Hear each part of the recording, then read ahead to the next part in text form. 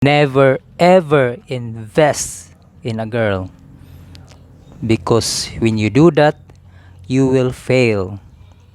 You invest too much money, gift, time, effort.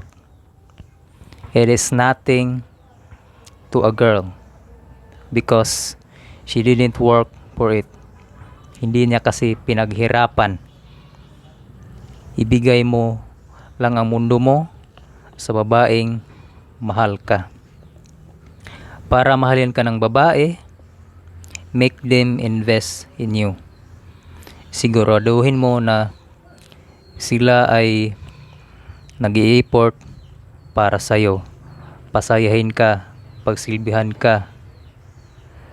Gawin mo yun. Gawin mo na magiging ganon sila para mahalin ka ng babae.